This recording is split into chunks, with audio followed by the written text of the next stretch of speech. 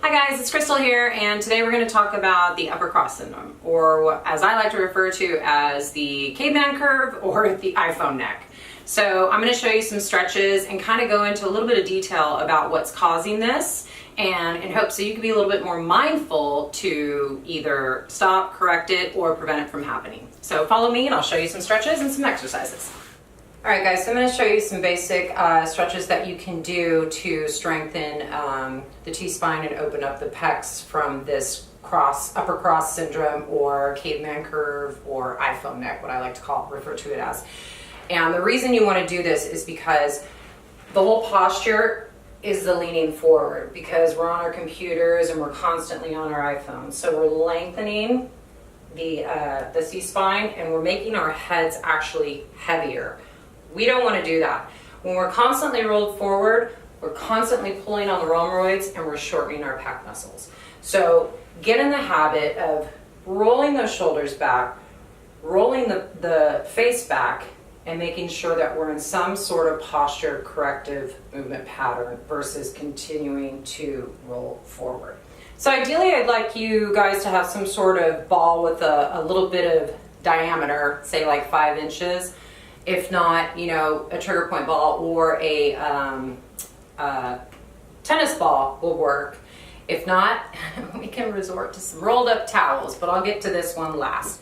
So taking the ball, we're going to put it right in that attachment where the chest and the shoulder kind of crease, and we're really just stretching on that tendon, really separating all that buildup hanging out there for a little bit. And you just kind of roll around too.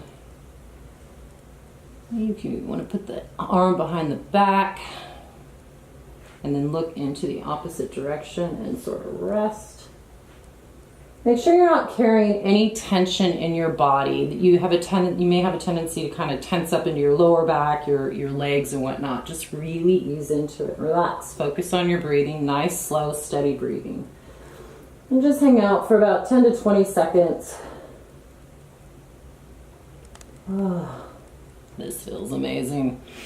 And then if we don't have these, let's use some towels. So again, we're going to place them right into that pec major connection into the shoulder girdle. And you want to look forward, make sure that your head is looking forward, and we've got a nice curve going the opposite direction of the iPhone neck, right?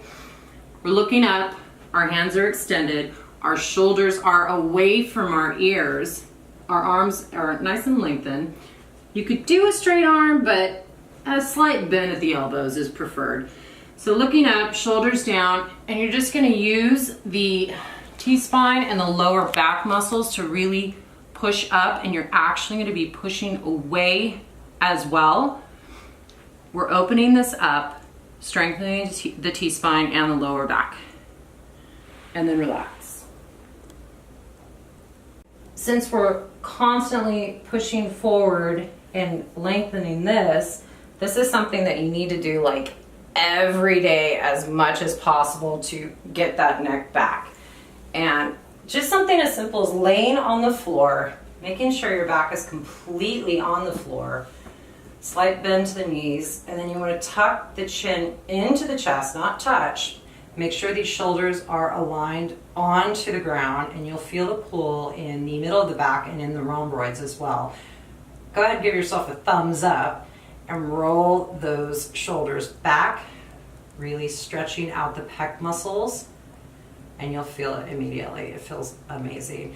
And again, make sure because you'll have a tendency to kind of roll up. So make sure we have a nice slight tuck, chin to the chest.